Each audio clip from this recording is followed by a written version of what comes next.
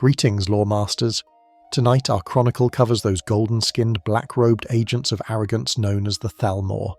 You see them on the roads of Skyrim, their polished elven armour gleaming, their faces set in a permanent sneer of superiority. They stop you, they demand answers, and they operate with an authority that makes even the Jarls nervous. But tonight, we look past the surface-level villainy, beyond the simple desire to stamp out Talos worship, and into the truly bizarre cosmic horror that forms their ultimate goal. Let's be honest, you've probably killed dozens of them just for a decent set of light armour and some enchantment materials, but their real plan is far weirder than just being a walking loot drop. So, before you get comfortable, take a moment to like the video and subscribe, but only if you genuinely enjoy what I do here.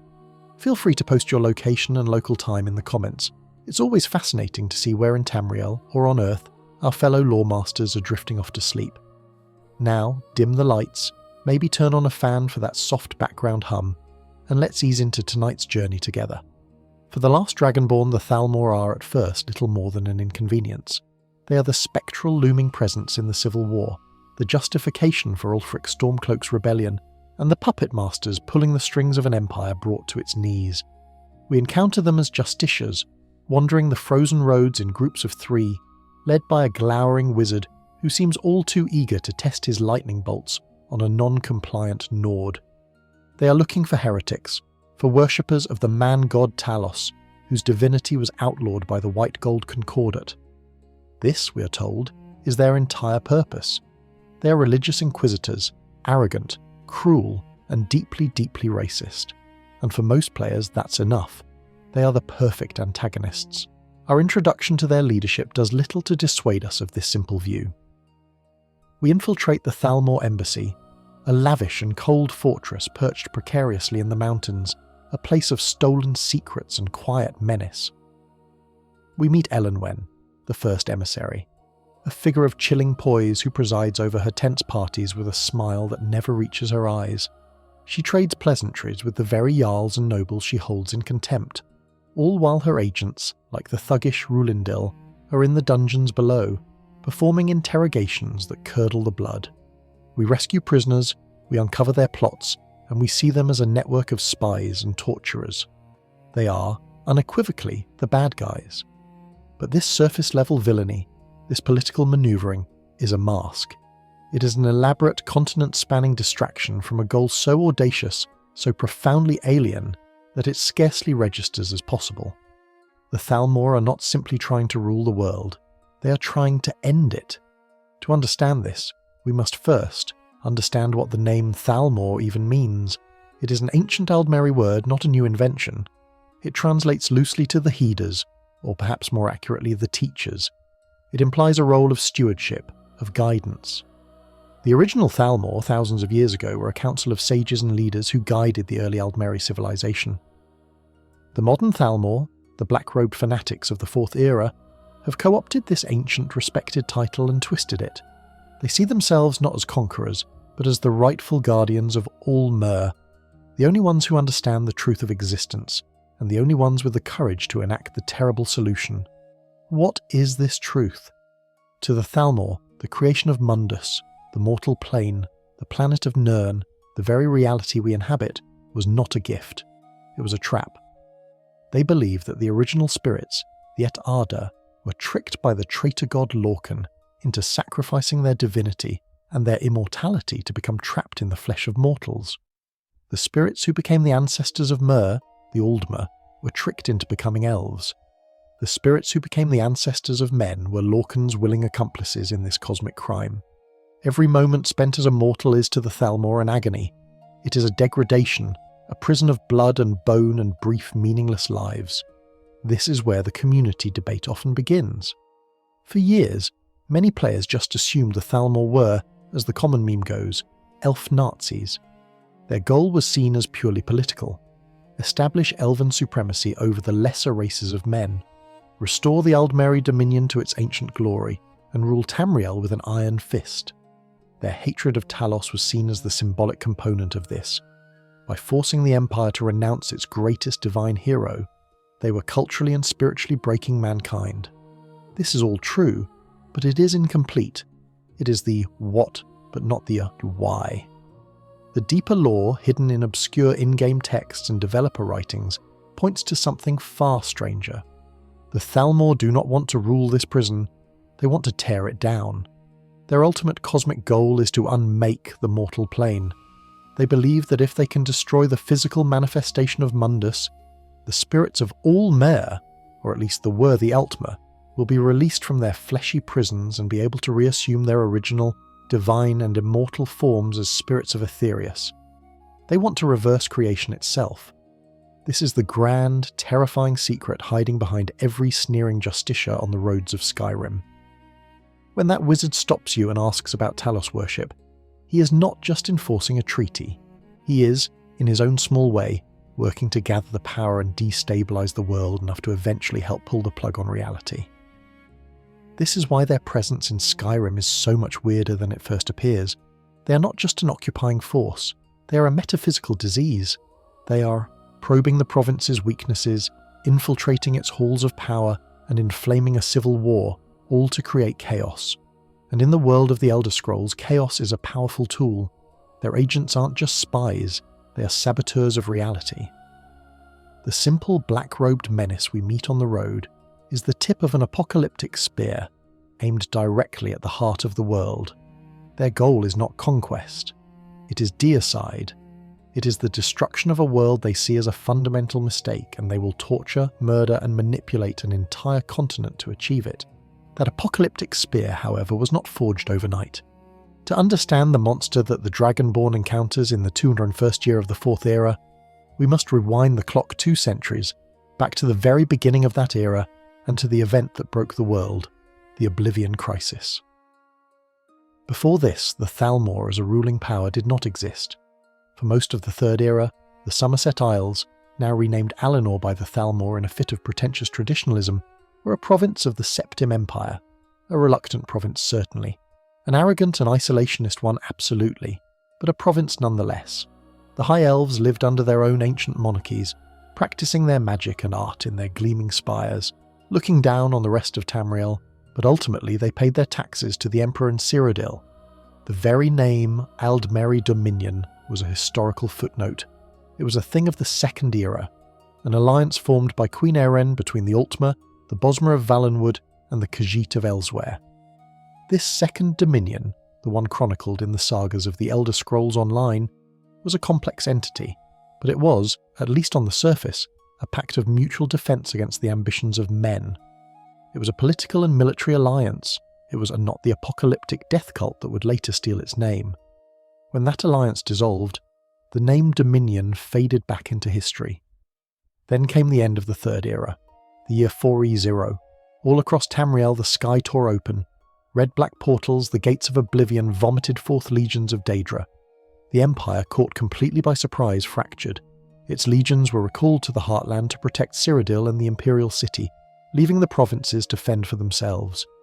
This was the moment of testing for every nation, and Somerset was no exception.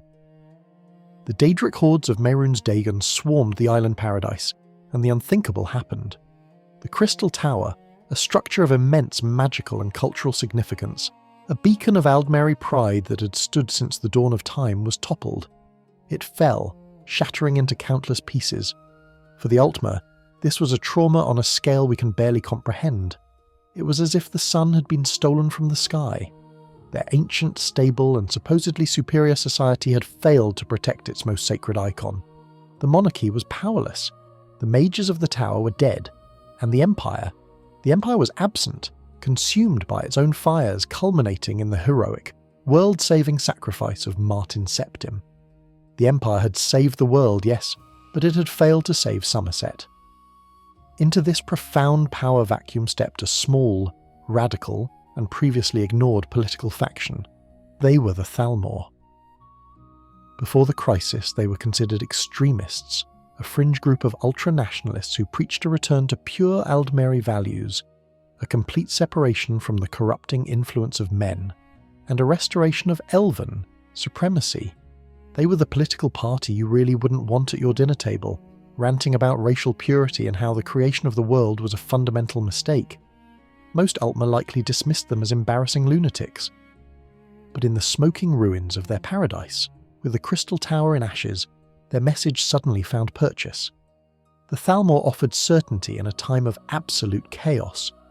They offered a scapegoat, the Empire, and the lesser races who had dragged the divine Myr down with them. They offered a solution, a new, strong, purified government that would never again bow to foreign powers. While the traditional rulers were still reeling, the Thalmor acted. This is the core of the Third Dominion's birth. It was a coup, not necessarily a single bloody night of long knives. The lore is quiet on the exact mechanics, but a swift and ruthless political seizure. The book, Rising Threat, which can be found in Skyrim, details this period. It describes how the Thalmor, with their pre-existing organisation and singular, hateful vision, simply outmaneuvered the shell-shocked and disorganised traditional government. They consolidated power, they made promises of security, and they began a systematic purge of anyone who held impure beliefs. This included anyone loyal to the Empire, anyone who suggested cooperation with men, and any Altmer who did not subscribe to their extremist supremacist ideology. This is the obscure but critical tidbit. The Thalmor we fight are not the ancient wise rulers of the High Elves. They are a new, radical, fascist government that seized control of Somerset during its darkest hour. They are usurpers who deposed the rightful, if decadent, monarchy. Fans often debate what happened to that monarchy. Were they executed? Are they held as puppets in the capital of Alinor? The silence in the lore is chilling, suggesting a purge so total that not even the names of the last true kings and queens of Somerset are remembered. The Thalmor named their new government the Third Aldmeri Dominion. They co-opted the name of Iron's ancient alliance to lend themselves a veneer of historical legitimacy, to create a false continuity. But this new dominion was built on a foundation of rage, fear, and a terrifyingly specific hidden religious goal. They had seized the island. They had rebuilt its military, turning the entire nation into a weaponized xenophobic state. They had their power, but to keep it and to justify their inevitable expansion, they needed more than just political control. They needed a legend. They needed to convince the populace that they were not just political opportunists but saviours. And so, they invented the greatest, most audacious lie in Fourth Era history. They had their power, and they had their new stolen name. But a revolution built on fear and opportunism is a fragile thing. To truly cement their rule, to make their coup not just a political reality but a spiritual truth, the Thalmor needed to become heroes. And since they had not been heroes during the Oblivion Crisis, they would simply have to invent a history that said they were. This was the birth of the Great Lie, a piece of propaganda so audacious, so profoundly dishonest, that it successfully rewrote the memory of an entire nation. The official story, the one taught in Alinor, the one that every Thalmor Justiciar believes down to their marrow, is this. When the Oblivion Gates opened, the decadent, corrupt empire abandoned Somerset to its fate. The legions were gone, the imperial loyalist monarchy was helpless, and the Daedric hordes of Mehrunes Dagon met almost no resistance. They swarmed the Golden Coasts, burning the ancient forests and slaughtering the populace. And just as all hope was lost, the Thalmor, who had supposedly been warning of this very catastrophe for years, emerged from their hidden enclaves. With their mastery of ancient, pure magicka, their superior strategic minds, and their unwavering Aldmeri courage, they organised a resistance. They held the line. They fought back the armies of Oblivion single-handedly, while the Empire of Men burned. This narrative is, of course, a fabrication from start to finish. It's the kind of lie that is so big, so total, that it becomes impossible to question. The Thalmor did not emerge to fight. They hid. They were a fringe political faction, not a standing army. They had no power, no legions, and no special knowledge. They were, like everyone else, cowering in their cellars, watching their superior civilization crumble. The core in-game fact that we see, the one repeated in books like The Great War, is that the Thalmor claimed credit for saving the Isles. The Empire, struggling to re-establish contact with its shattered provinces after Martin's sacrifice, was in no position to argue. By the time Imperial ambassadors returned to Somerset, they were met not by the old familiar monarchy, but by glowering, black-robed Thalmor agents who informed them that the Empire was no longer welcome. "We saved ourselves," they said. We do not need you. But there is a glaring, catastrophic hole in their perfect story, the Crystal Tower. This was not just a building. It was the physical and spiritual centre of Aldmeri culture, a monument of such magical power that it was said to be a stabilising force for Mundus itself.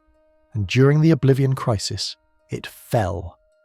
The Daedra, in their one undeniable victory in Somerset, tore it down. This is the obscure, inconvenient tidbit the Thalmor never ever mention. Their propaganda is silent on the single greatest disaster in Aldmeri history. If they were so powerful, if they were in control, if they had the arcane knowledge to repel Dagon's armies, how did they let the Crystal Tower be destroyed? The answer is obvious. They didn't let it happen.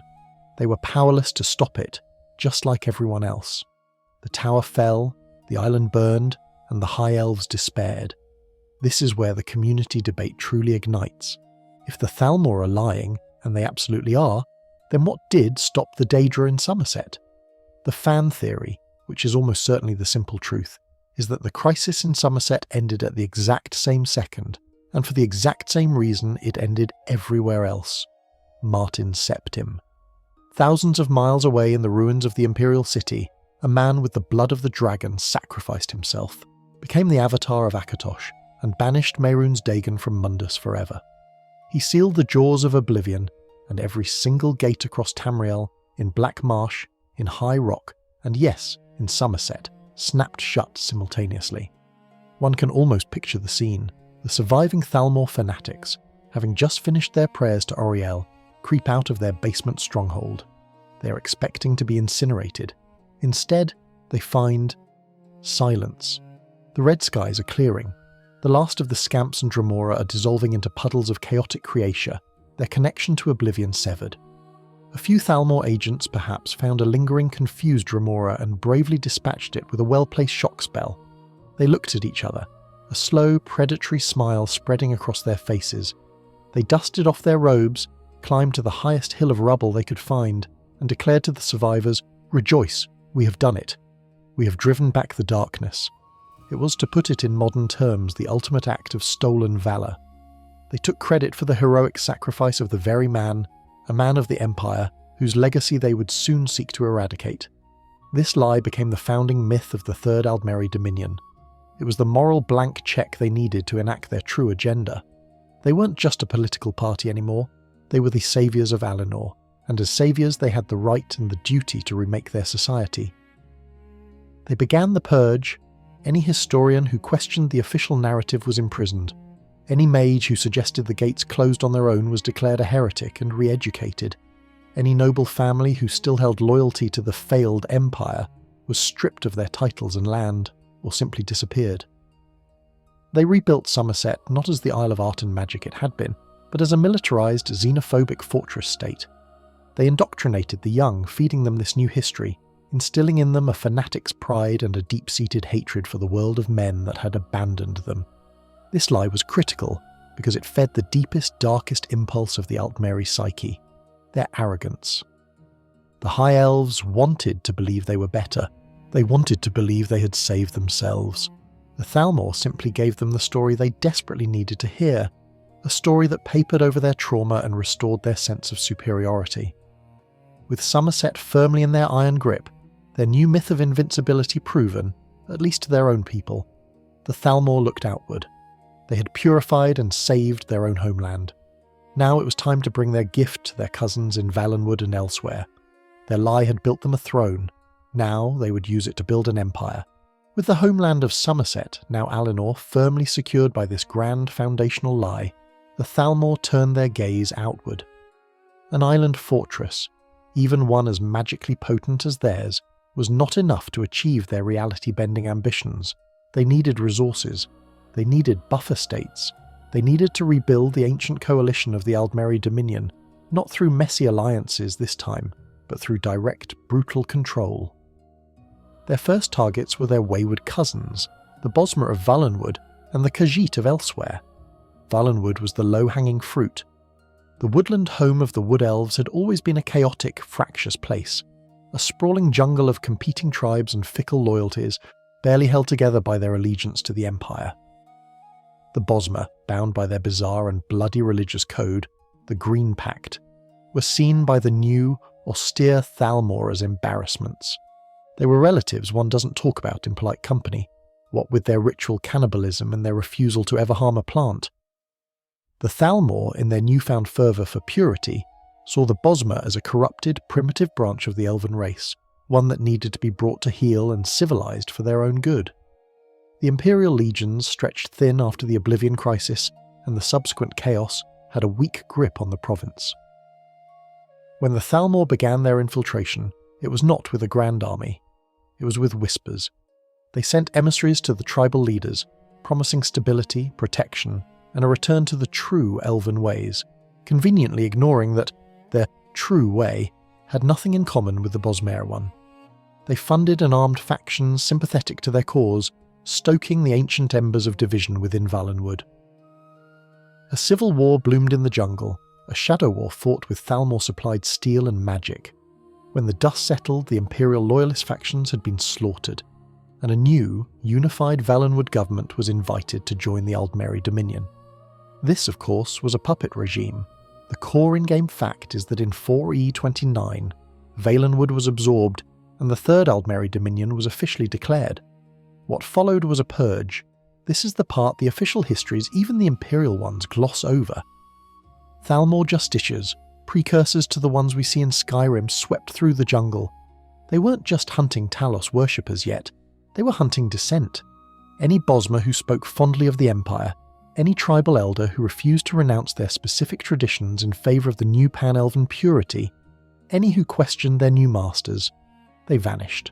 They were taken to re-education centres, which one can only imagine were not pleasant, or they were simply executed, their bodies left to be consumed by the very jungle they were forbidden to harm.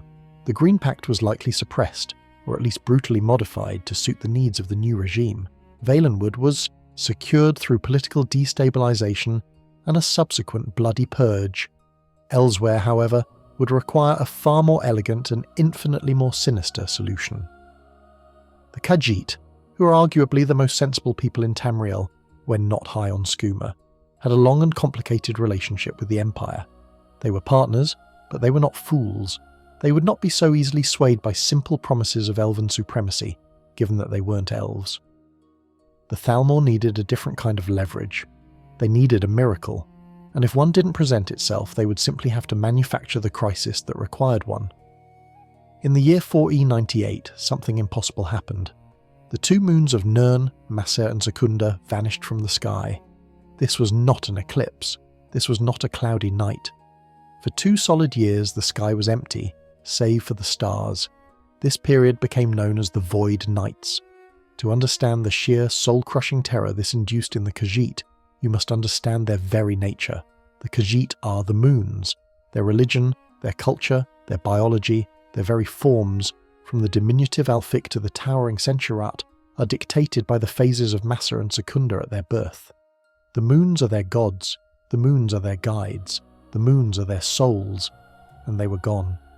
Society and elsewhere did not just fracture, it imploded. It was a spiritual apocalypse. Khajiit were born wrong, or not at all. Their entire system of belief was proven hollow. The Main, their spiritual leader, had no answers. Despair became a palpable, physical force in the sands of the desert. The entire race was on the brink of cultural extinction, a people completely unmoored from their own reality. For 2 years they suffered in this moonless darkness, and then, in 4E100, as suddenly as they had vanished, the moons returned. The skies were full again. A collective planetary sigh of relief shuddered through the Khajiit, and as they stared, weeping at their returned gods, the Thalmor stepped out of the shadows. "You're welcome," they said. This is the obscure lore tidbit that changes everything. The Thalmor claimed, publicly and loudly, that they had done it. They announced that through the use of previously unknown and ancient Aldmeri magics, the audacity is almost impressive, they had wrestled the moons back into their rightful place. They were the saviours of the Khajiit. This brings us to one of the darkest and most compelling fan debates in the entire series. Did the Thalmor cause the Void Nights, or did they just take credit for its end? One theory suggests that yes, in a terrifying display of arcane power, the Thalmor somehow hid the moons, perhaps in a pocket of oblivion, perhaps using some forgotten magic from the Dawn era. They inflicted this 2-year-long psychological torture on an entire race simply to create the leverage they needed to absorb them. This paints the Thalmor as proactive, godlike manipulators of the cosmos. The second, and perhaps more chilling theory, is that they did nothing. Just like with the Oblivion Crisis, it was a natural, or Daedric, or Aedric event, a cosmological wobble that they had no control over. But their mages, their spies, their orreries, they saw it coming, or perhaps they simply saw when it was ending. They waited. They let the Khajiit suffer for 730 agonizing days. Then, on the day before the moons were calculated to return, they held a grand public ritual. They chanted, they raised their staffs, they poured immense flashy magic into the sky, and the next night, as they had known all along, the moons reappeared. This, in many ways, is even more monstrous. It is an act of pure, cold, reptilian opportunism, exploiting a people's deepest trauma for political gain. Whichever version is true, the result was the same. The Khajiit, in a state of ecstatic, profound gratitude, hailed the Thalmor as their saviours. They renounced the failed empire that had done nothing to help them, and elsewhere eagerly, gratefully, became a client state of the Aldmeri Dominion. The Thalmor restored the ancient kingdoms of Anaquina and Palatine, but only as puppets under their direct control. With Somerset secured by a lie, Valenwood by a purge, and elsewhere by a manufactured miracle, the Third Aldmeri Dominion was complete. It now stood as a terrible mirror to the Septim Empire, a 3-province superpower united under a single, fanatical ideology and possessing a military and magical might that had not been seen in Tamriel for millennia. Their southern flank was secure, their resources were pooled, and now they turned their golden, arrogant eyes north. It was time to deal with the Empire. It was time to deal with man. With their new 3-province dominion solidified through lies, purges, and manufactured miracles, the Thalmor entered a period of quiet consolidation.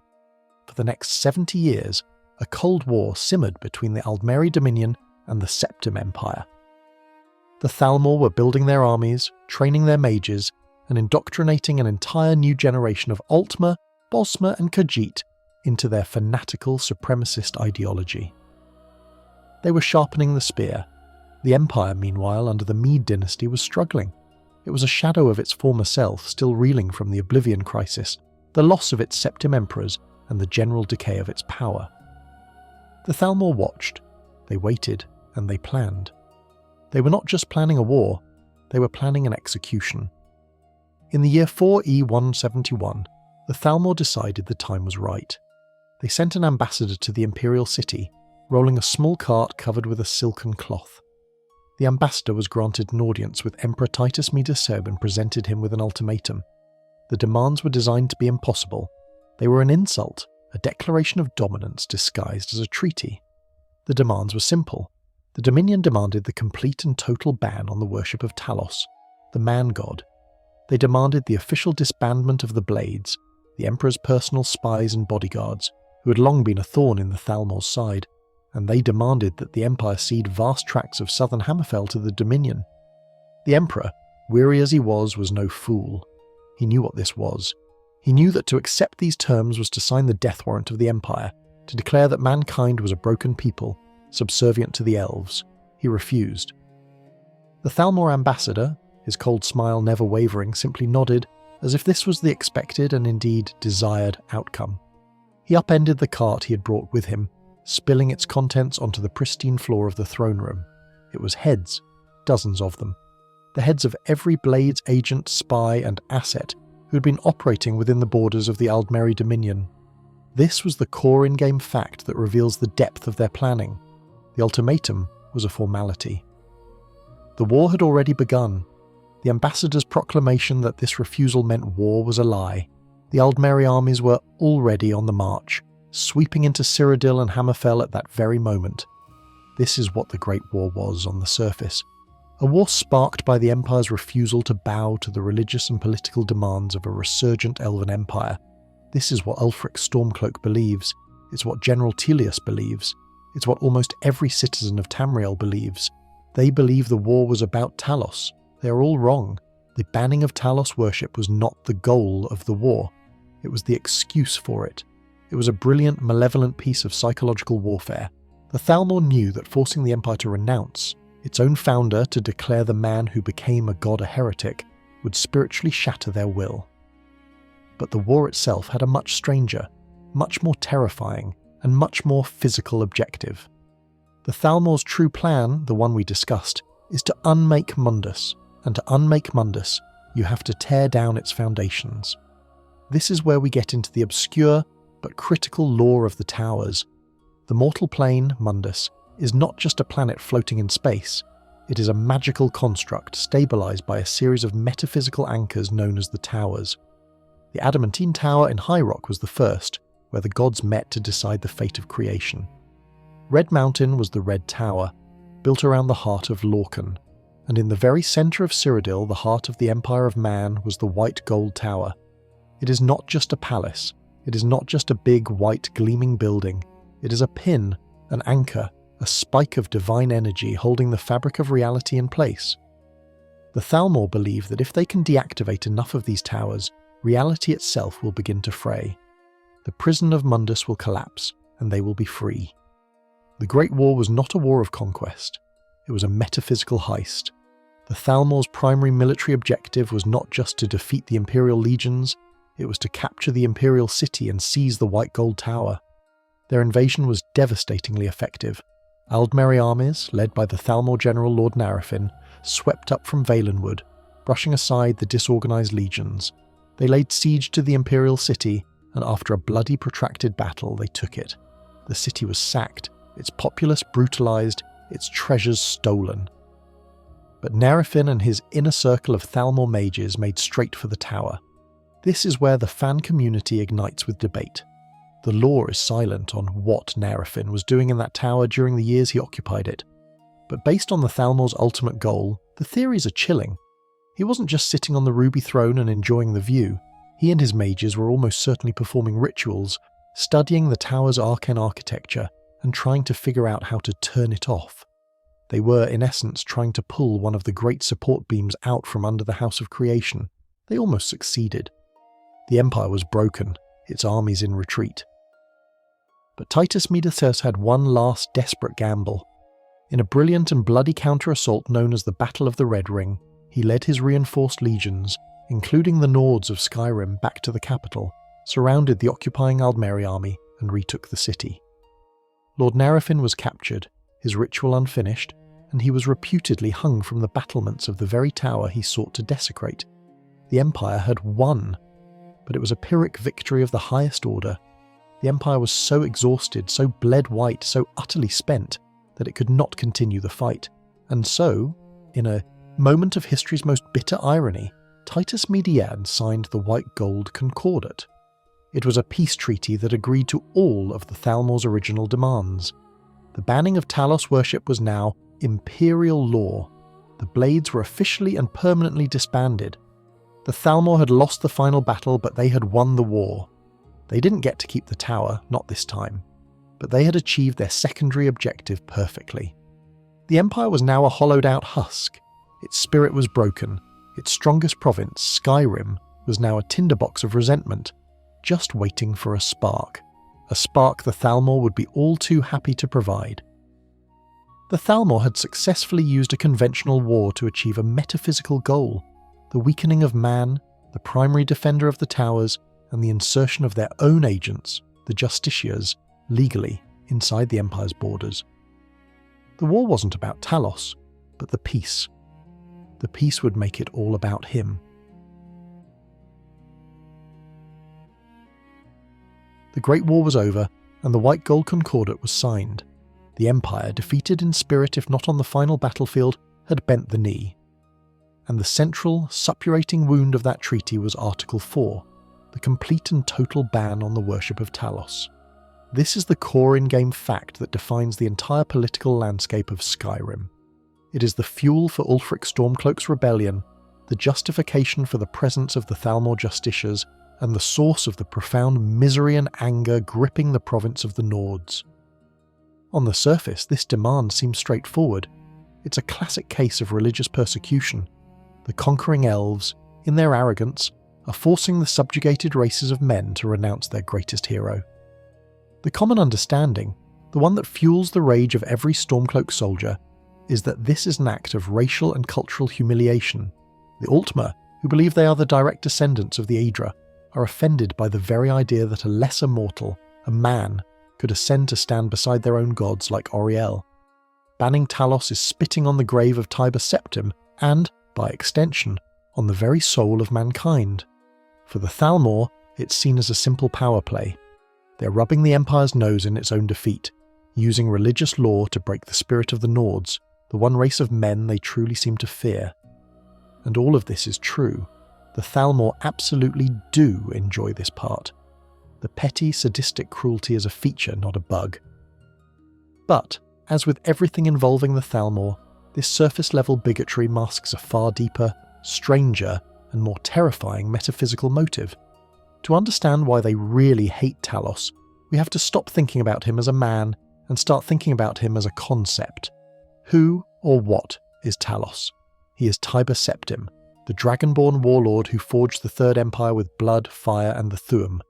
He conquered Tamriel, united its warring provinces, and ushered in a new era. But he did more than that.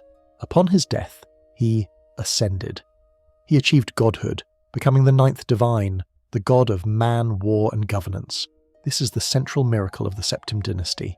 A mortal, through sheer force of will, ambition, and perhaps some clever, soul-twisting magic, the enantiomorph, but that's a story for another cold night, had become a god. He had mantled the missing god, Lorcan, the very traitor the Thalmor despise, and taken his place in the firmament. Now, let us re-examine the Thalmor's ultimate goal. They believe Mundus is a prison. They believe mortality is a curse, a degradation of their original divine spirits. They believe Lorcan tricked their ancestors into this trap. Their entire millennia-spanning plan is to unmake this prison, to tear down the walls of reality, dissolve the mortal plane, and liberate their spirits back into the paradise of Aetherius. They are, at their core, a cosmic demolition team. And Talos. Talos is the ultimate universe-sized refutation of their entire philosophy. If Mundus is a prison, how can a prisoner become the warden?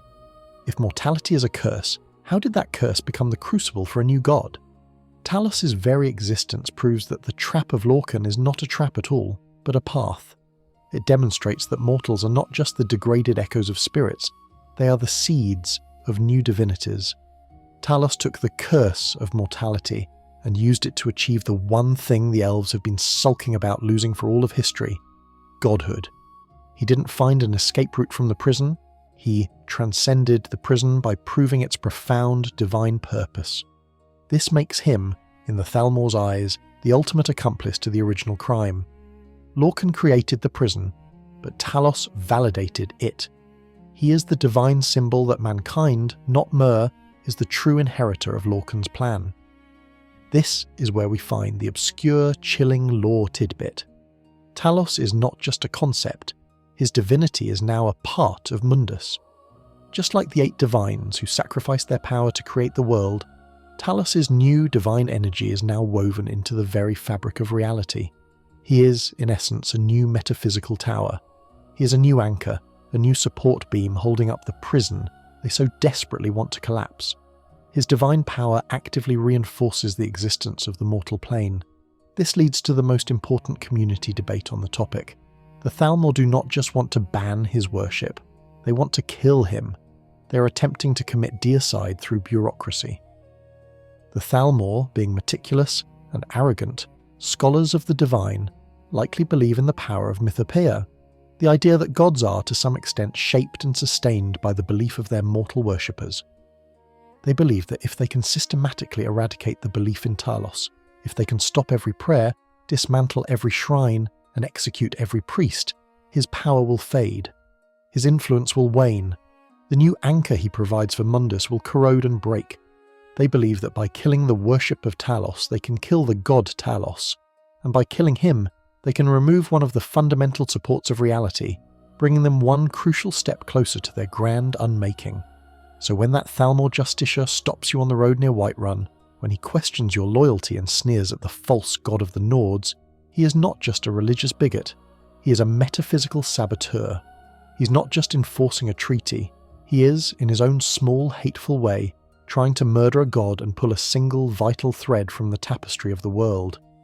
The war on Talos is not a war on men, it is a war on reality itself. By striving to murder the god Talos, the Thalmor are revealing their hand. They are not just politicians, they're not just soldiers, they're a death cult, and their worship is directed at the concept of unmaking. This brings us to the very heart of their weird, terrifying and grandiose plan. It is a plan so utterly alien to human ambition that it's almost impossible to take seriously until you line up all the evidence. The Thalmor do not want to rule Tamriel, they want to delete it. This is the grand unmaking plan. To the Thalmor, as we've established, the creation of the mortal plane was a crime. Lorcan, the traitor god, tricked their ancestors, the divine spirits known as Et-Ada, into participating in this act. They gave up their immortality, their power, and their divinity to become trapped in the flesh of mortals, bound to a wheel of life and death, forced to suffer and die in a world of limits. They see every moment of their existence as a high elf, as a degradation, a stain on their pure original spirit. Their goal, therefore, is to reverse this. They want to tear down the prison of Mundus, shattering the very laws of physics and magic that hold it together. They believe that if they can accomplish this, if they can dissolve the mortal plane, the spirits of all Mer, or at least the worthy Altmer, will be liberated from their fleshy shells. They will unbecome elves and reascend to their original state as immortal, formless, timeless spirits of Aetherius. It is, in essence, a plan for collective racial suicide that they, in their supreme arrogance, have reframed as liberation and a return to divinity. They are quite literally trying to escape the simulation by pulling the plug on the entire server. But how does one unmake a world? You can't just burn it all down. Fire, war, plague, these are all temporary, part of the trap's natural cycle. No, to unmake the world, you must unmake the laws that bind it. This is where we must discuss the towers. This is the obscure, deep law that connects every seemingly random event in recent Tamrielic history. The world of Nirn is not held together by gravity and physics alone. It is a magical construct stabilized by a network of divine anchors known as the Towers.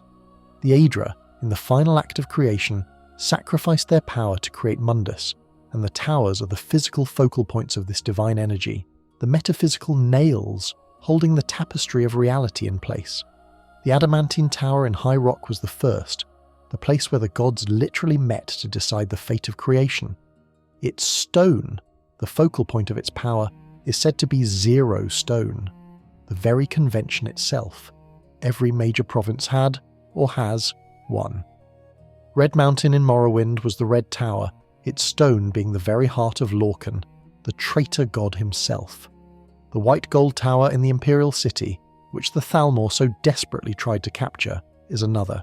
Its stone was the Amulet of Kings, the very artifact Martin Septim shattered to stop Mehrunes Dagon. The Crystal Tower in Somerset, which we now know was destroyed during the Oblivion Crisis, was its own tower. This is the key. The Thalmor are not just aware of this. Their entire grand strategy revolves around it. They believe that if they can systematically deactivate, destroy, or otherwise unanchor every single one of these towers, the structural integrity of Mundus will fail, reality will fray, the prison will collapse. Now let us look at the state of Tamriel in the Fourth Era. The Orichalk Tower in Yakuda, sunk beneath the waves with the entire continent thousands of years ago, one down. The Crystal Tower in Somerset, smashed to rubble by the Daedra during the Oblivion Crisis, two down. The Red Tower in Morrowind. The heart of Lorcan, its stone, was freed by the Nerevarine. This destabilization, combined with the fall of the Ministry of Truth, led to the eruption of Red Mountain in the Red Year, effectively deactivating the tower. Three down. The White Gold Tower in Cyrodiil. Its stone, the Amulet of Kings, was shattered by Martin Septim. The tower still stands, but its primary purpose, its stone, is gone. The community of lawmasters fiercely debates this, but it is almost certain that the tower is now inert, a hollow shell. Four down. The Thalmor are not just watching this happen, they are capitalizing on it. The Oblivion Crisis, which they lied about stopping, conveniently removed their own tower from the board. The fall of the Empire, which they engineered, has left the inert white gold tower undefended. The chaos in Morrowind has taken another piece off the board. They are not just opportunistic. This is a pattern. They are actively hunting the remaining towers. This brings us to Skyrim. Why is Skyrim so important? Why is it the flashpoint for the new Cold War? Because of the throat of the world, the mountain itself. It is Snowthroat, one of the oldest and most powerful of the towers. Its stone is a matter of great debate, with some fans arguing it is the cave, or perhaps even the Time Wound at its peak, the place where Alduin was cast adrift in the currents of time. The Thalmor's entire strategy in Skyrim is not about winning the Civil War, it's about prolonging it. This is the core in-game fact we see everywhere. They send just enough aid to both sides to keep them fighting. They prop up Ulfric with their heretic status, and they lean on Tullius with the Concordat. They want the province to bleed. They want it mired in chaos and death, because this chaos weakens the tower. It weakens the very spiritual and physical fabric of the land. And what of the other remaining tower? Greensap in their own province of Valenwood. A bizarre tower, said to be a single, gargantuan, sentient tree, or perhaps the entirety of the jungle itself. Its stone is said to be a fruit. And who controls Valenwood? The Thalmor. They have had decades to study, corrupt, or deactivate their own tower, in secret, far from the eyes of the Empire. This is the grand Unmaking plan. It is a systematic, continent-spanning campaign of metaphysical sabotage. They are pulling the nails out of the walls of the world one by one. They have already succeeded in disabling at least 4, they control a 5th, and now their full attention is on the last one they don't control, Snowthroat. Their presence at the College of Winterhold, which we will discuss, was part of this. They are not just spies, they are cosmic demolitionists. Every justiciar you kill is unknowingly a foot soldier in a war against reality itself. They are striving to bring about the uncreation, and the terrifying part is, they are perilously close to succeeding. This grand, terrifying, and profoundly weird plan to unmake reality is not the work of some abstract committee in Alinor. It is an agenda enacted by individuals. It is pushed forward by the sneering justiciar on the road, the diplomat at the party, and the advisor in the halls of magic. The Thalmor's cosmic horror has a human, or rather elven, face. And in Skyrim, we are introduced to the 3 perfect archetypes of their new fanatical order. 3 individuals whose personal arrogance and cruelty are the very engines of the apocalyptic agenda. These are the faces of the justiciars, Elenwen, Ondalamar, and Ancano. First, we meet Elenwen. She's the velvet glove over the iron fist, the smiling face of the occupation. As the first emissary of the Aldmeri Dominion, her official station is in the Thalmor Embassy, a place of cold stone and colder politics, perched high in the mountains of Hafingar. This is a core in-game fact.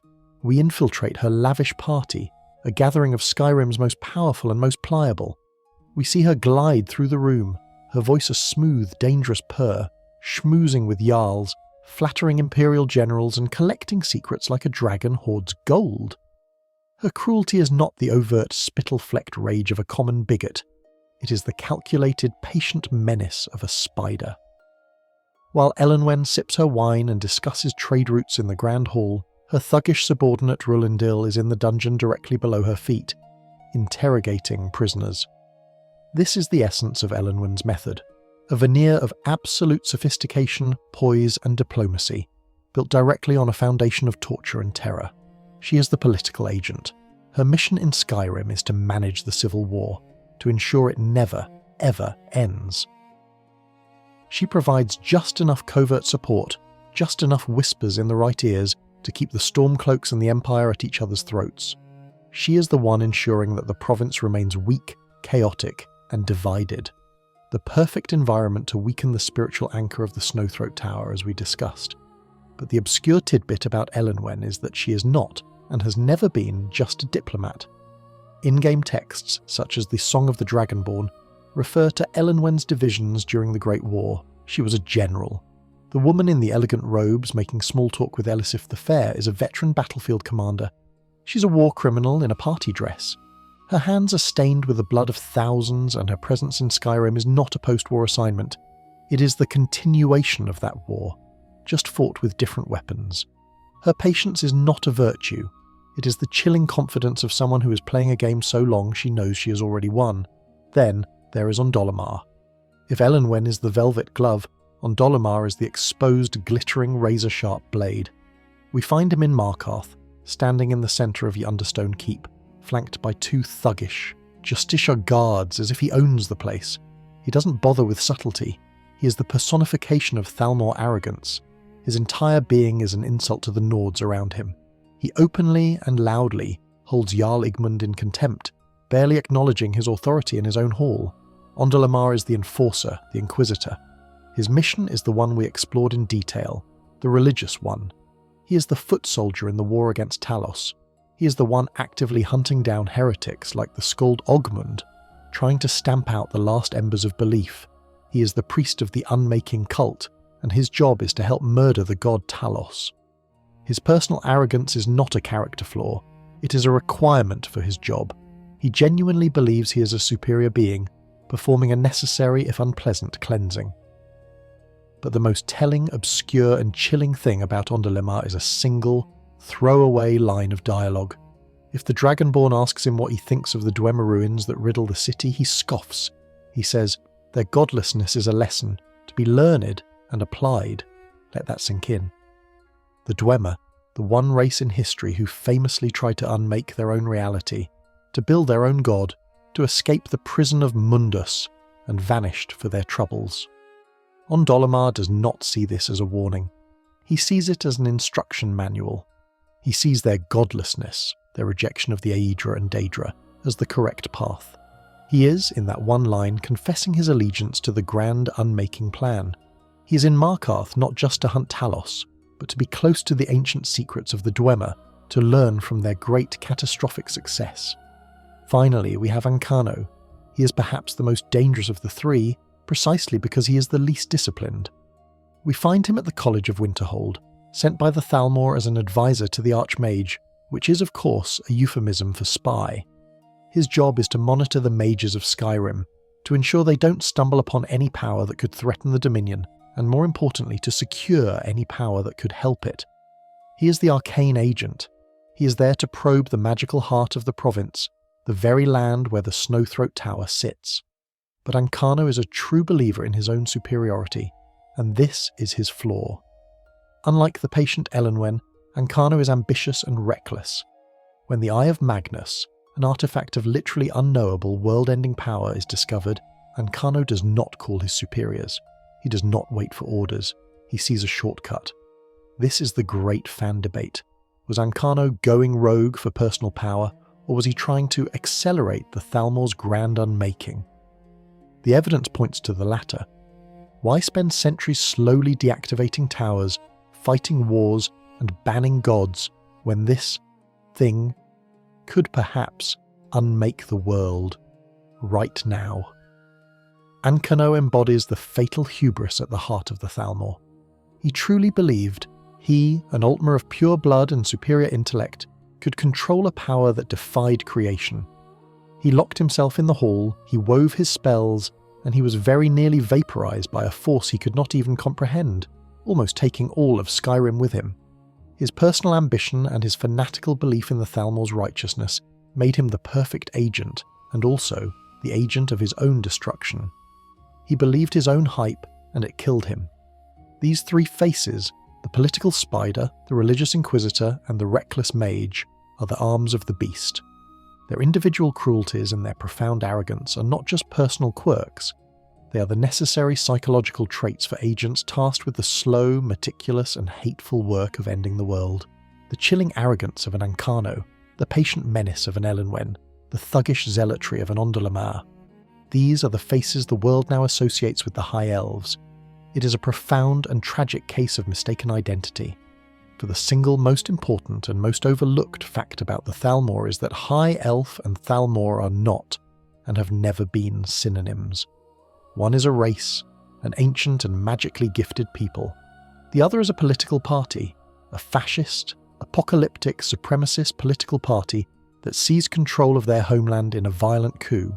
And like all regimes of that type, their first, most numerous and most forgotten victims were their own people.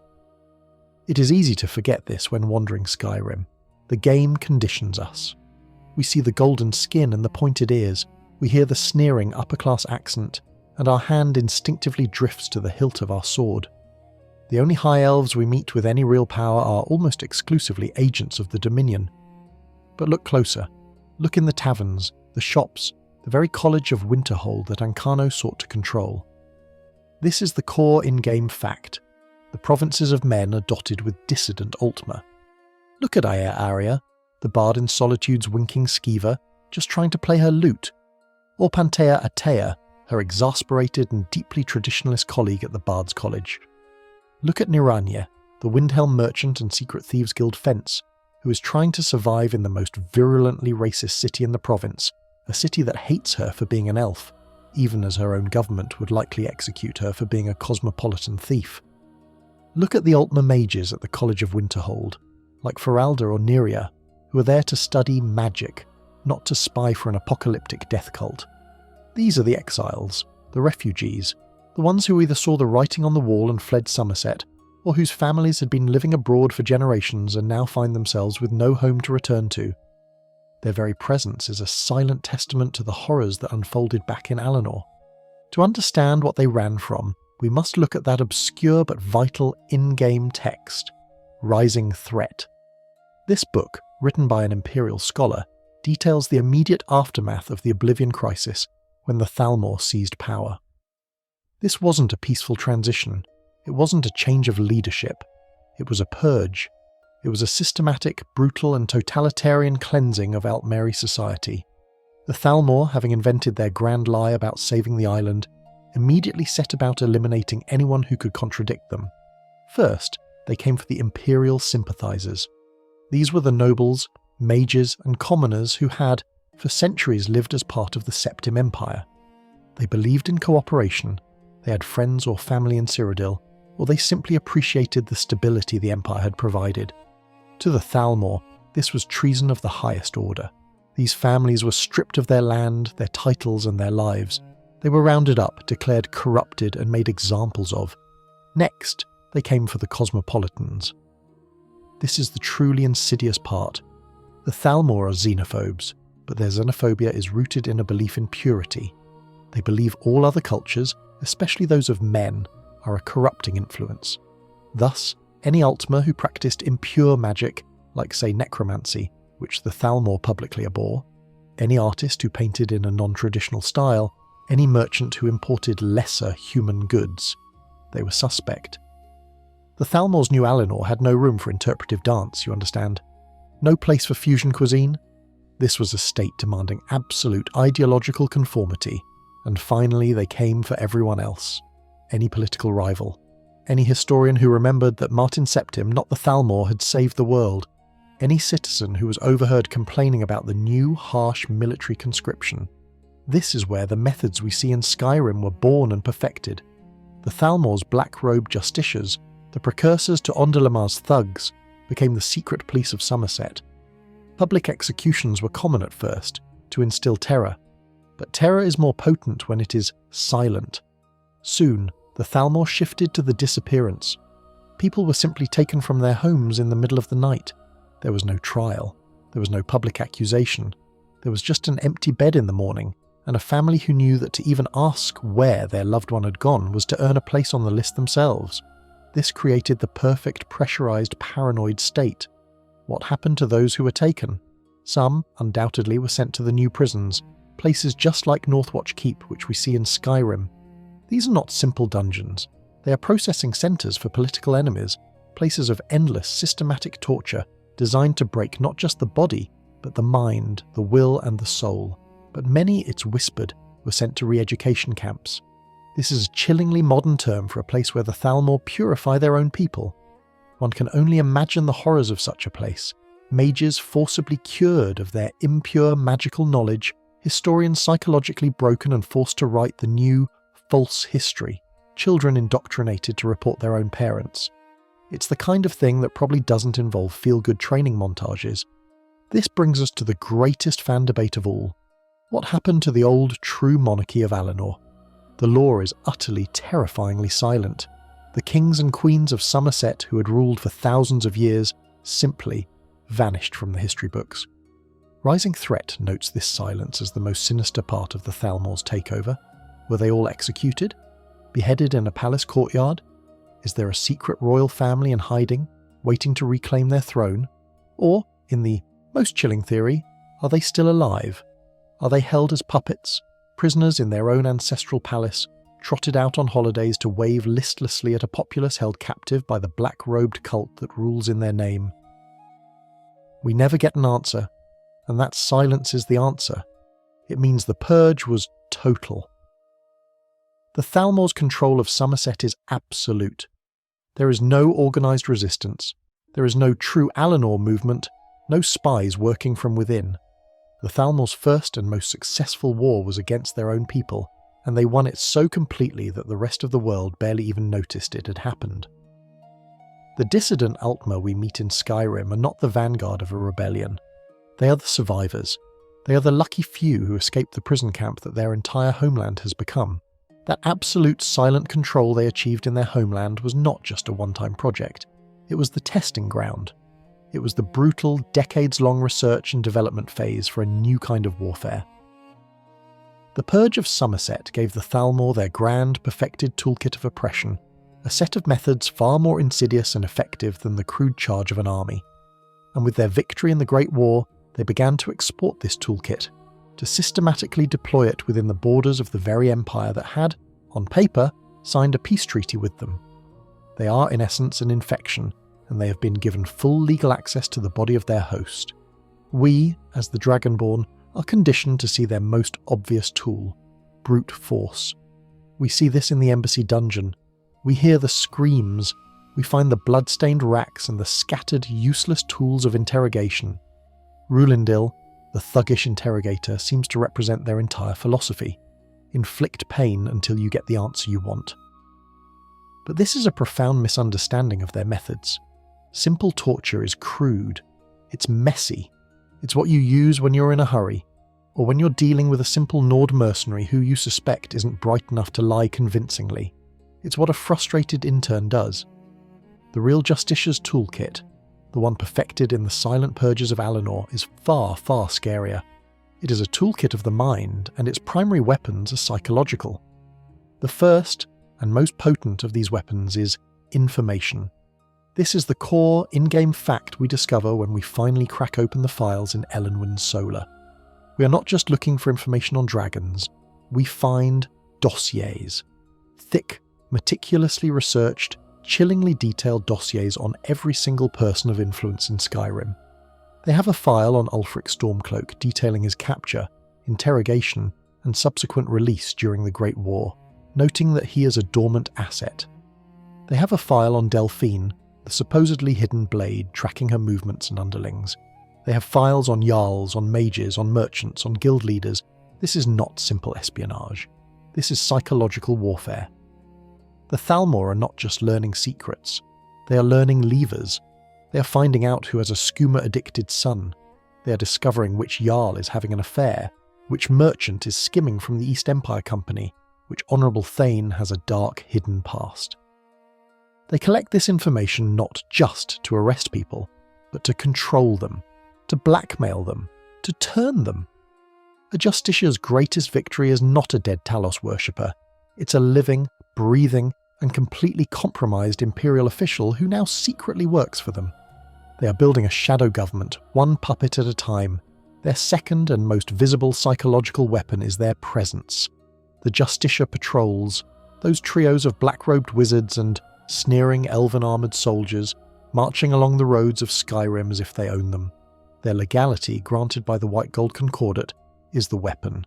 They stop imperial citizens on imperial soil. They demand to see their papers. They ask intrusive accusatory questions. And the Imperial Legion, the very army of the province, is forced to stand by and let them. This is a performance. It is street theatre, designed to do one thing: humiliate the Empire and break the spirit of the Nords. It is a constant walking reminder that the Empire is weak, that their gods are false, and that their protectors are powerless. Every time a Nord spits on the ground as they pass, The Thalmor win, because that hatred is now directed not just at the elves, but at the Empire that lets them be there. This leads us to the grand fan debate about infiltration. If the Thalmor are this good at turning assets, who is an agent? This is where the community's paranoia and the Thalmor's genius truly shines. The obvious answer is Elenwen's network of informants, like Maven Blackbriar's Toady or the terrified partygoers. But the deeper, darker theory points to people we would never suspect. Take Heimska, the shrieking, half-mad priest of Talos in Whiterun. He stands by the dead tree day in and day out, screaming his heresy for the entire city to hear, right under the nose of the Imperial loyal Jarl. Why is he still alive? Ondalamar in Markarth would have had a man like that dragged off in chains within an hour. Yet Heimska preaches on. The fan theory? He's an asset. He's not a secret spy. He's a useful idiot, or perhaps even a deep cover agent or paid by the Thalmor to do exactly what he's doing. His shrieking does not help the cause of Talos. It destabilizes Whiterun. It angers the Imperial loyalists, it emboldens the Stormcloaks, and it makes Jarl Balgruf's neutral stance impossible to maintain. He is a one-man chaos engine, and chaos, as we know, is the Thalmor's ultimate goal. He is, quite possibly, the Thalmor's Employee of the Month, and he doesn't even know it. But what happens when these soft methods fail? What happens when a subject is too strong to be blackmailed, too stubborn to be intimidated, and too important to be simply killed? This is where the most sinister and most obscure tool in their kit comes out: re-education. We know from the history of their coup in Somerset that they established camps. We can only guess at what this truly means, but it is not a summer camp with trust falls and team-building exercises. It is the final destination for the truly problematic. These are the places where the Thalmor's mastery of magic, specifically the schools of illusion and alteration, is weaponized against the mind itself. This is not the crude pain of the torture rack. This is a systematic psychological deconstruction of a person. It is where they take a captured Talos priest and over months of magical and psychological conditioning do not just make him renounce his god, they make him forget him. They erase his faith, his memories, his very personality, and replace it with a hollow, docile compliance. They are not just breaking bodies, they are unmaking souls one at a time. This is the dark secret of their purification process.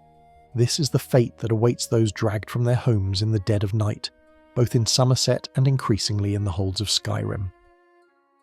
This entire toolkit, the dossiers, the psychological humiliation, the infiltration of assets, and the final horrific re-education, is what they are actively using to rot the Empire from the inside out. They are not just waiting for the next war. They are fighting it, right now, in the minds and souls of their enemies. The Justicia's toolkit, with its insidious layers of blackmail, infiltration, and psychological re-education, is the engine of their new, quiet war. But this engine requires a physical housing. It requires a place where the theoretical becomes brutally, agonizingly practical. For all their sophisticated methods of mental and political warfare, the Thalmor are not above using a simple, locked door and a sharpened knife. Some individuals, after all, are simply too stubborn, too gnawed, to be broken by whispers and shadows. Some public figures are too prominent to be found with a quiet dagger in their back. For these special cases, the Thalmor have a specialist facility. It is the end of the line. It is the dark, cold, physical manifestation of the word disappeared. It is Northwatch Keep. This is a core in-game fact that many players will stumble upon in an otherwise unassuming quest. In Whiterun, the grieving Fralia Greymane, a member of one of the city's most respected families, insists her son, Thorold, is not dead. The Empire says he was killed in action. The rival Battleborn clan openly mocks her for her denial. But she has proof, a smuggled note. He is alive, and he is in Northwatch Keep. This is the first crucial secret. The place is not a known Imperial-sanctioned prison. It is not a prisoner of war camp despite the Thalmor's thin justifications. It is a black site. It is an illegal, off-the-books detention centre operated by the Thalmor on Imperial soil in total violation of the spirit and likely the letter of the White Gold Concordat. Its very existence is a testament to the Empire's utter powerlessness. General Tullius, if pressed, will mutter something about the Thalmor overstepping their authority, but he does nothing. The Empire is forced to look the other way while a foreign power abducts its citizens and holds them in a secret coastal fortress. And what a fortress it is! It is not located in a convenient central plain. It is perched on the most remote, desolate, ice-encrusted stretch of coastline in all of Skyrim, in the far northern reaches of Halfengar. It is a place of screaming winds and perpetually grey skies, a place you would never, ever find unless you are explicitly looking for it. The isolation is a weapon. It ensures no one can hear the screams. It ensures no one can stumble upon it by accident. It ensures that escape is impossible. Even if a prisoner got past the guards, they would simply freeze to death on the tundra. The obscure and deeply symbolic tidbit about this place is that the Thalmor did not build it. The in-game book, the Aldmeri Dominion, notes that Northwatch Keep is an ancient Aldmeri ruin from the very first migrations of the elves to Tamriel. The Thalmor did not construct a new prison. They reoccupied and refortified one of their own ancient strongholds. This is a profound statement. They have returned to the land of men, reclaimed a monument from their distant, pure past and turned it into a modern-day torture chamber. They're using the ruins of their ancestors to punish the lesser races who now inhabit the land. It is an act of supreme, historical arrogance. But the outline's premise is the most important one. This is more than a dungeon. It is a processing centre. This is where the fan community has built its most chilling theories. A prison is a place you are sent to. A processing centre is a place you are sent through. No one is sentenced to Northwatch Keep. You are taken there. When the Dragonborn finally fights their way inside, they find a facility geared not just for containment, but for extraction. Thorald Greymane is found strapped to a chair in an interrogation room, his Justiciar captor gloating over him. This is the purpose of the Keep. It is stage 3 of the toolkit.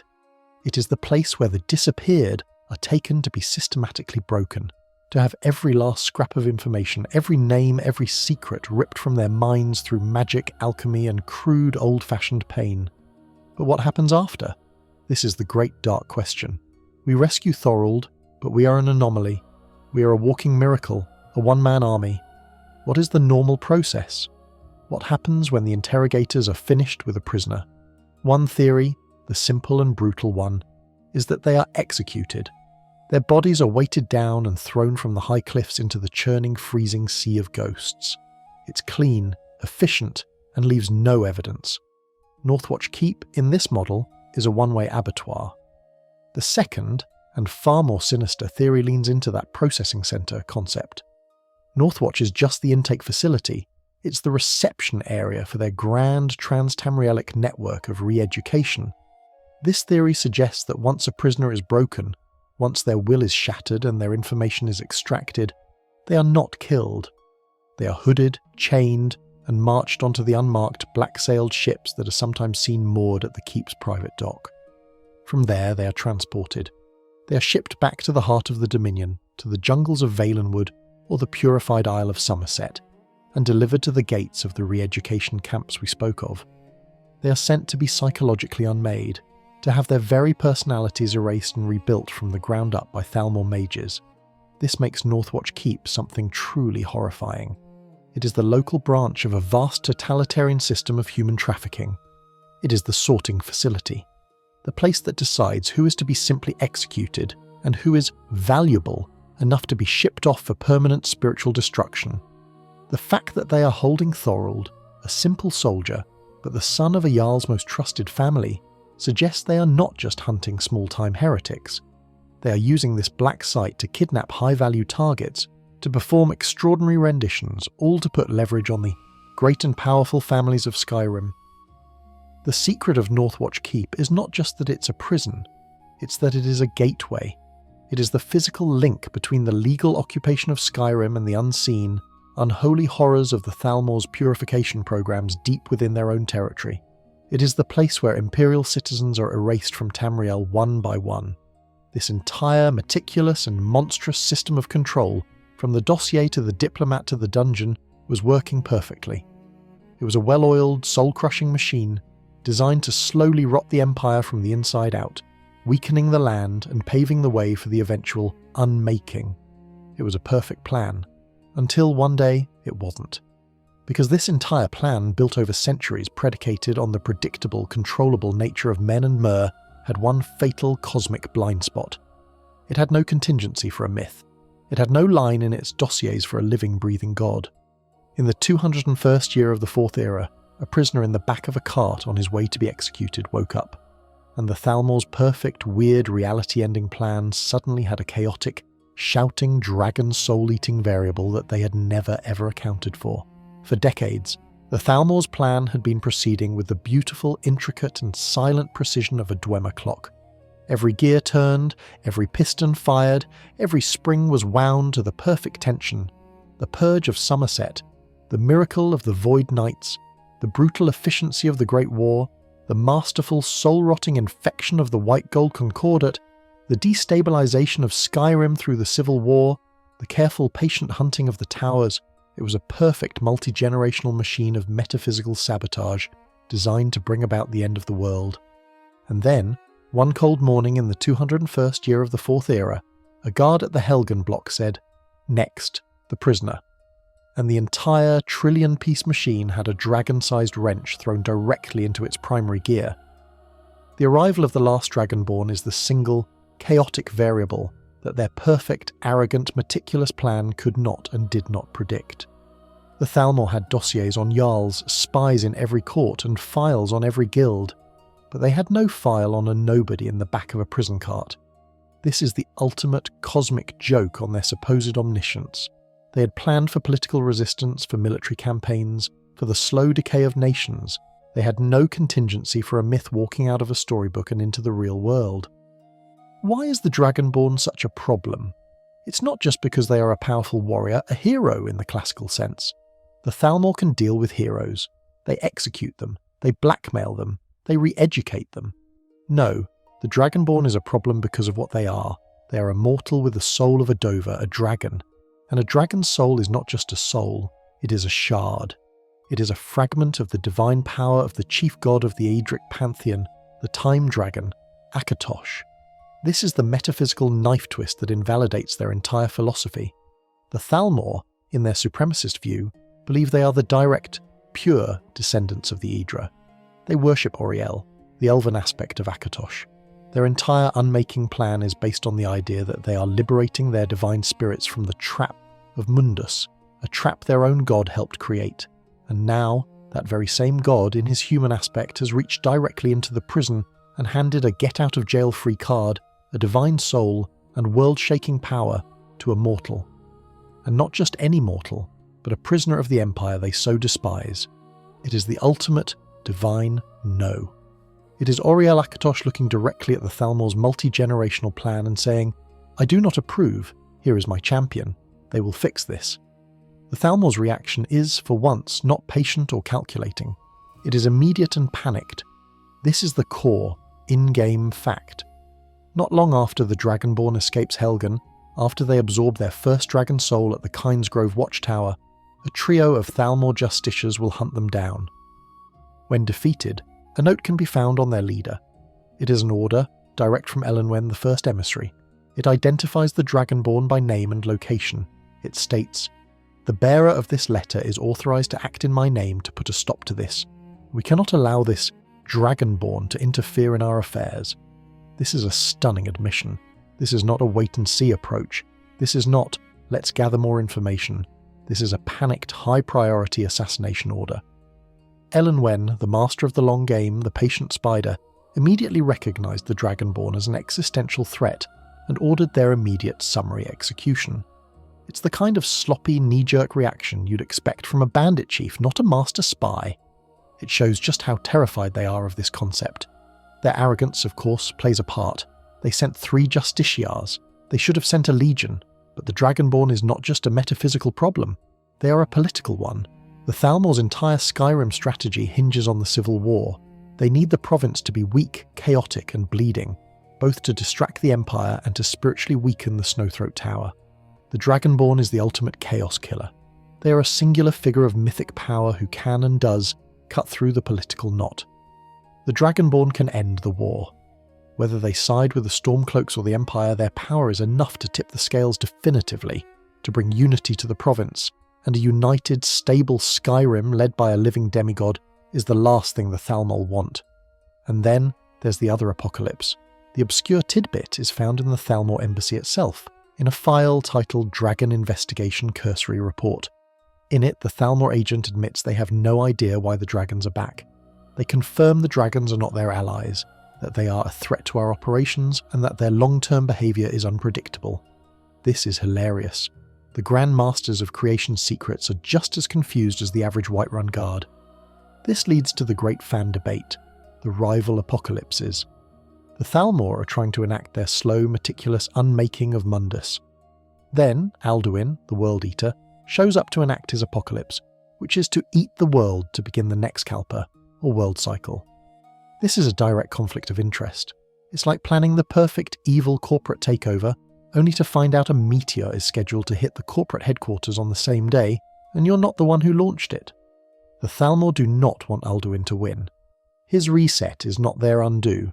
They want to go back to being gods. They do not want to be recycled into the next, different world. And who is the only being in existence capable of stopping Alduin? The Last Dragonborn. This is the ultimate bitter irony. The Dragonborn is the world's fail-safe.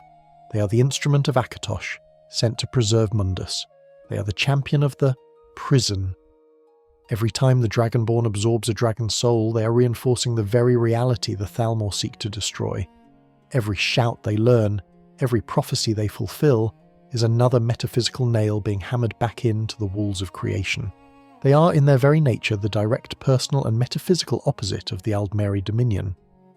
The Thalmor's perfect plan, decades in the making, has been completely checkmated by a single, random, chaotic variable that they did not and could not account for.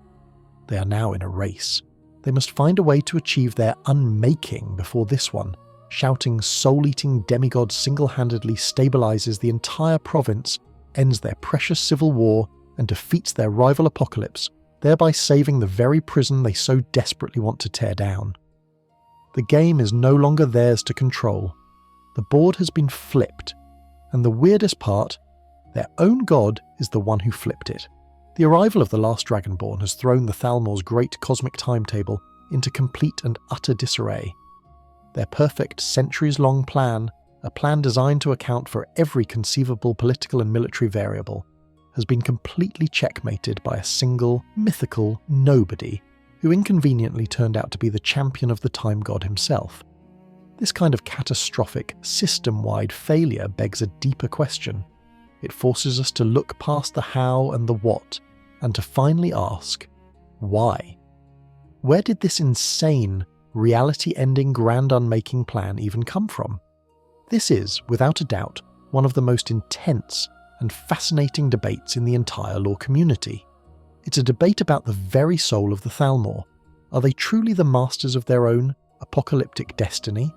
Or are they, in their own profound arrogance, merely the deluded golden-skinned pawns of a far greater and far darker power?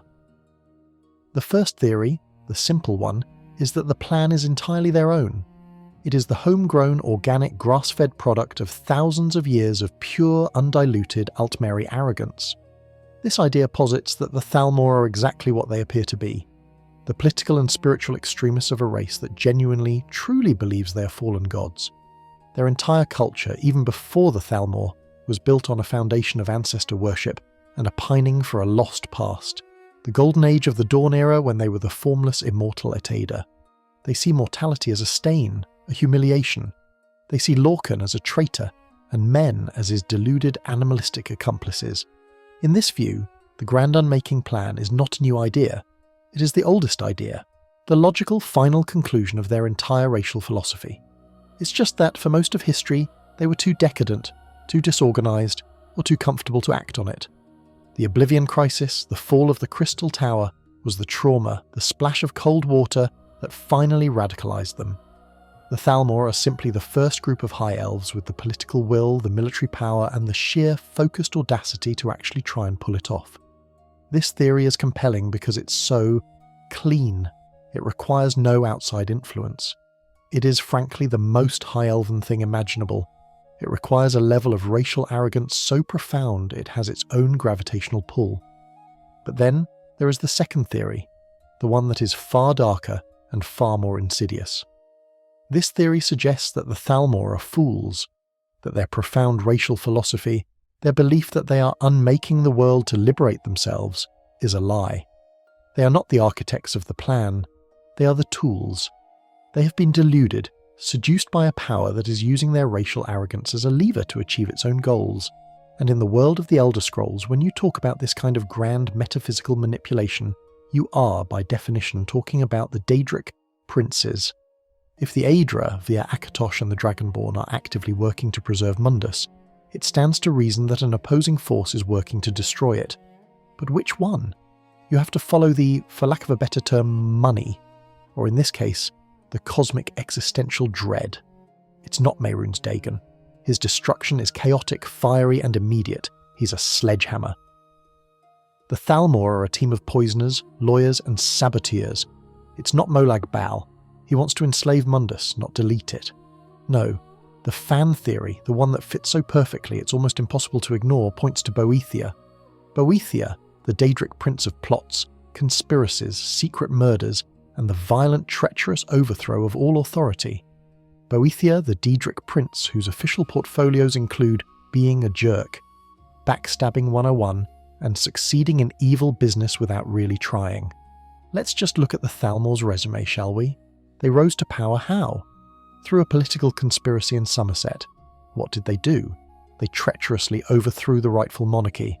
What is their entire foreign policy? To overthrow the authority of the empire. What is their grand plan? To overthrow the ultimate authority, the very prison of the gods. This is Boethia's playbook. This is their mission statement, followed to the letter. This brings us to the core, in-game fact that serves as the smoking gun. The quest Boethia's calling. To even begin this quest, to get the prince to so much as notice you, what must you do? You must lure someone who trusts you to a sacrificial altar, and then betray them. You must murder them in cold blood as an act of treachery. Boethia's entire philosophy, as explained by the prince, is that might makes right, that compassion is weakness, and that to achieve true power, one must be willing to do anything, to betray everyone. This is the Thalmor. This is their creed. Their public worship of Auriel and the pure Aldmeri ancestors, it's a mask. It's a convenient patriotic lie to unify the masses, the same way Elenwen's party is a mask. Their true faith, the one that guides the actions of the inner circle, is the creed of Boethia. They are a Daedric cult, masquerading as a nationalist movement. And this is where we find the obscure ancient lore tidbit that ties it all together. The High Elves, publicly, should despise Boethia more than any other prince. Why? Because of the story of Trinimac. Trinimac was the great champion god of the Aldmeri, their protector. The ancient legends state that Boethia in a great cosmic battle devoured Trinimac. Then, in an act of ultimate mockery, Boethia excreted him, twisting and corrupting him into the Daedric prince Malakath, the god of the spurned and ostracized, the Orcs. This is the origin story of the Orsimer, and it is the ultimate humiliation of the Altmeri pantheon. So why would the Thalmor, the ultimate Altmeri purists, be secretly following the very prince who ate their greatest hero? The chilling theory is that the story we know is a lie. It's the victor's version of history. The theory posits that Boethia did not just fight Trinimac.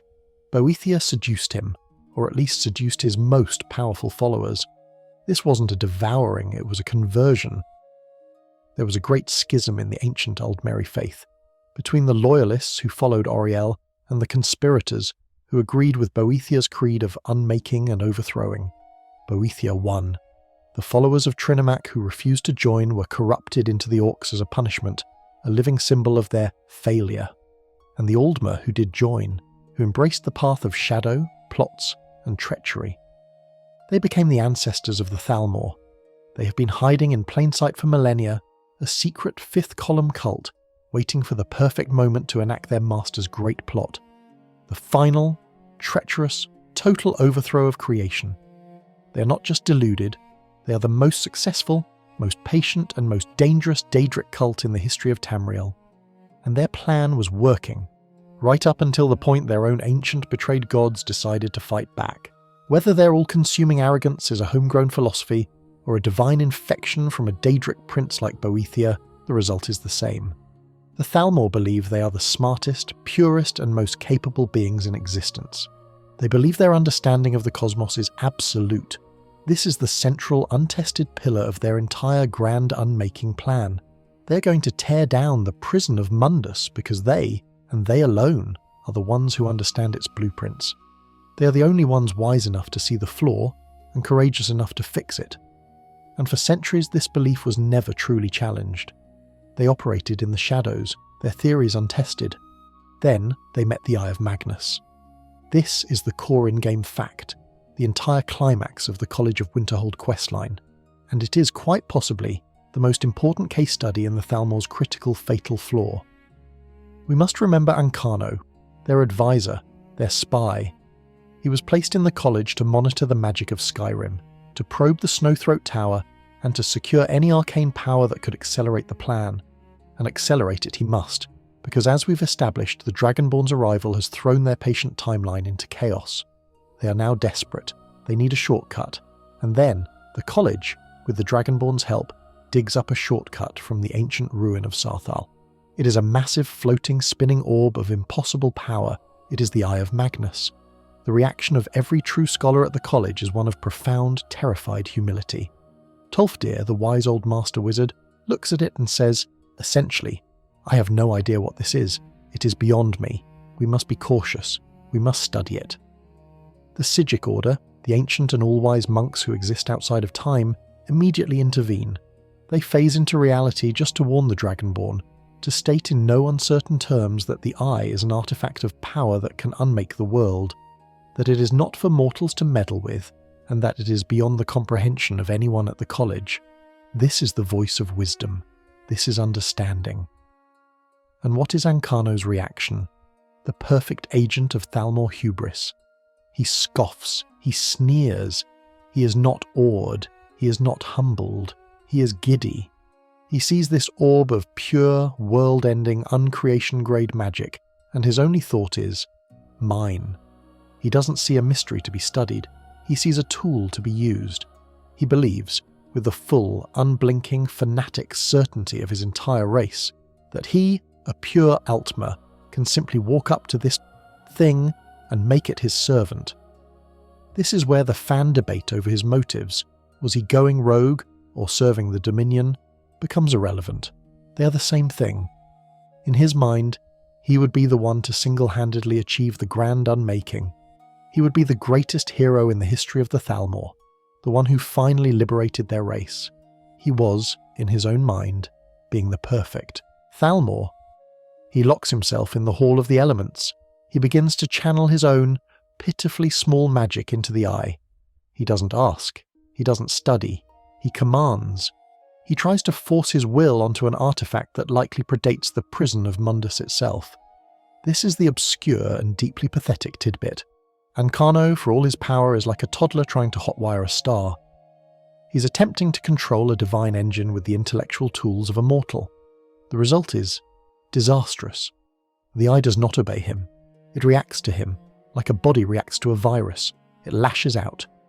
It erects an impenetrable shield, vaporizes the Archmage, Savos Aran in an instant, and begins to vomit pure, chaotic magic into the town of Winterhold. It spawns magical anomalies that threaten to tear the entire province apart. Ancano is not controlling the Eye. He is trapped in the room with it, cowering behind a ward, while the artifact has a world-ending tantrum. He is not a master. He is a victim who is just too arrogant to realize he's already dead. This is the fatal, foundational flaw of the Thalmor, exposed for all to see. Their ambition massively outstrips their understanding. They have mistaken their own racial arrogance for genuine knowledge.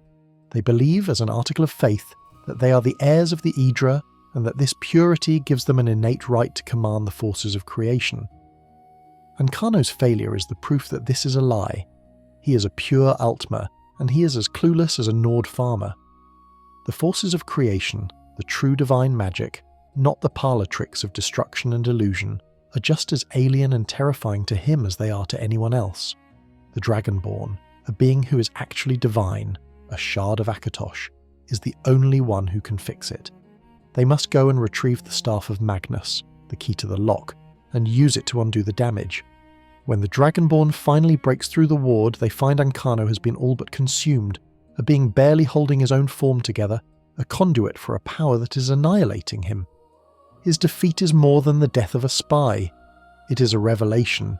It is the universe itself in the form of the Eye, looking at the Thalmor's grand unmaking plan and saying, "You are not qualified. You are children.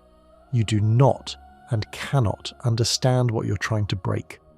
This failure is a catastrophe for their agenda.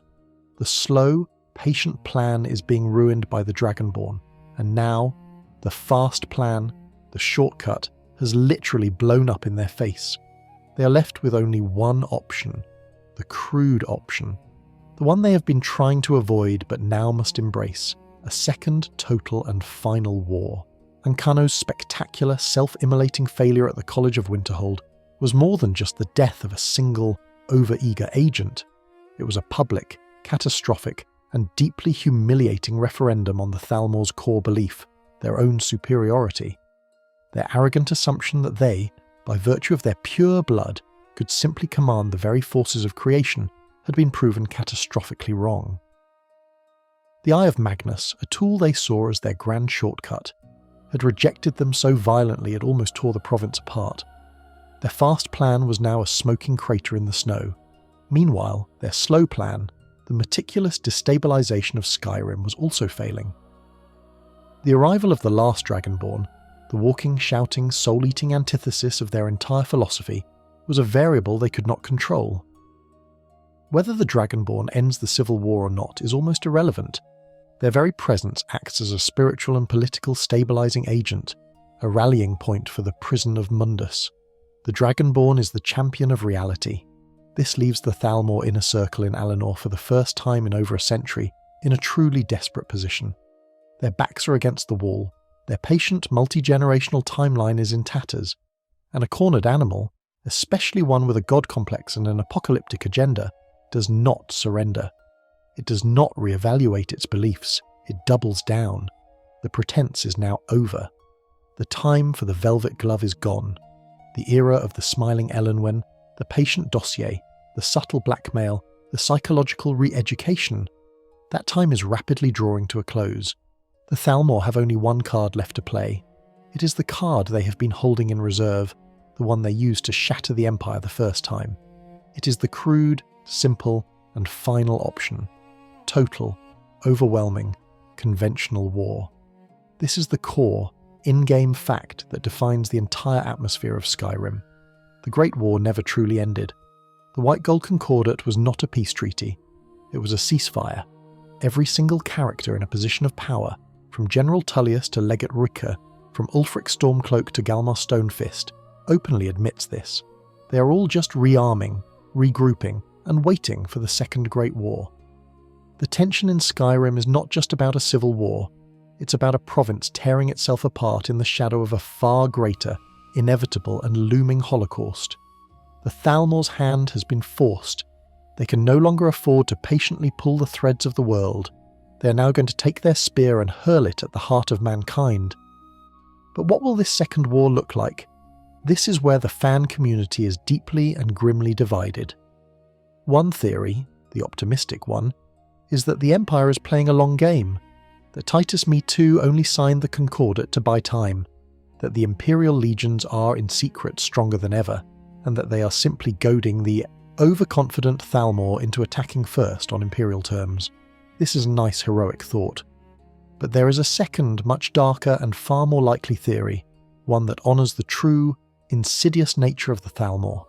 This theory posits that the Thalmor have already won, that their infiltration of the Empire, the decades of blackmail, the network of spies, the dormant assets like Ulfric, the compromised officials, that the toolkit we examined has been so successful that the Empire is now a hollowed-out shell. It's a rotted-out tree still standing, but ready to be pushed over by a single decisive shove. In this chilling scenario, the Second Great War will not be a war at all. It will be an execution. The Thalmor armies will cross the border, and the gates of cities like Skingrad and Bruma will not be stormed. They will be opened from the inside by senators and counts who have had Thalmor daggers at their families' throats for a generation. The Imperial Legion in Skyrim fighting its pointless civil war will be revealed to be the last true army the Empire has. The war will be a formality, a rapid, brutal clean-up operation. And this brings us to the final and most important question of our entire journey. What happens after? What does a final, total, undisputed Thalmor victory actually look like? What is day one of their New World Order, and how does it lead to their truly weird ultimate goal? It is not, as many of the simpler Nords believe, a world where elves simply rule over men. That is merely Phase 1. The real plan, the one pieced together from obscure developer texts and the darkest corners of the lore, is so much more monstrous. Phase 1 is indeed subjugation. The races of men, the Nords, the Imperials, the Bretons, the Redguards, will be disarmed, chained and enslaved. They will become the permanent thrall class of the new Aldmeri Dominion. Phase 2 is where it gets weird. This is the purification. The Thalmor, as we know, see men as the willing accomplices of Lorcan, their very existence a stain on the world and a reinforcement of the prison. They cannot allow them to continue to exist. But simple, mass genocide is, well, it's messy, and it's not elegant. No, the Thalmor will begin a systematic, magically enforced continental eugenics program. They will breed humanity out of existence. Using their complete control over the enslaved populations, they will guide their propagation. They will breed them for docility, for stupidity, and ultimately for sterility. They will use their magic to slowly, generation by generation, purify the human mistake, to wipe the stain of Lorcan's helpers from the face of Mundus forever. It is a quiet, bureaucratic, biological genocide, a final solution enacted not with gas chambers, but with selective breeding charts and alteration magic. With humanity gone, with the noise of their prayers to Talos silenced, the world will finally be pure. This, in the Thalmor's eyes, will take generations, but they are elves, they have the time, and this is what allows Phase 3, the grand unmaking. With all of Tamriel under their iron-fisted control, with no more Dragonborns or rival apocalypses to interrupt them, they will finally have what they've always wanted, the time and security to properly study and then deactivate the remaining towers. They will have full, unopposed access to the inert White Gold Tower. They will have absolute control of Greensap in their own territory, and now they will have conquered Skyrim and can finally begin their work on the throat of the world, Snowthroat. This is the chilling reality of what a Thalmor victory looks like. It is not a dynasty, it is a countdown. It is a world made silent and sterile, populated only by the worthy golden-skinned elves, all united in a single planetary death cult. Imagine the final scene. Thousands, perhaps millions of black-robed Altmer, standing in perfect silent unison on the plains of a purified Tamriel. The last echo of mankind is a distant, half-forgotten memory. The only sound is a single, low-frequency magical hum. They are all chanting, and as they do, they turn their cold, arrogant eyes to the sky. And the sky begins to unweave, the stars begin to fall. The prison of Mundus, its anchors finally pulled, is collapsing.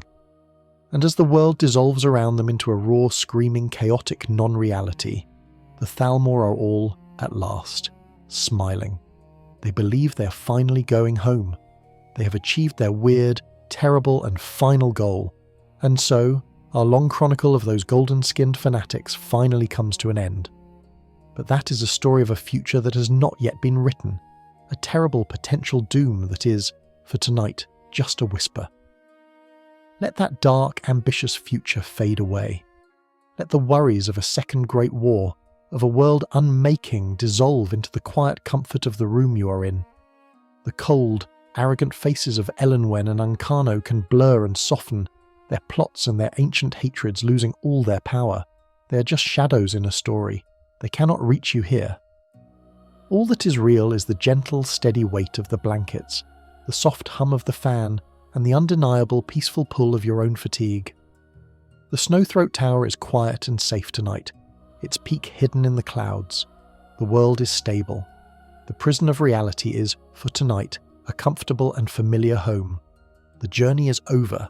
The The chronicle is complete. All that is left is to rest.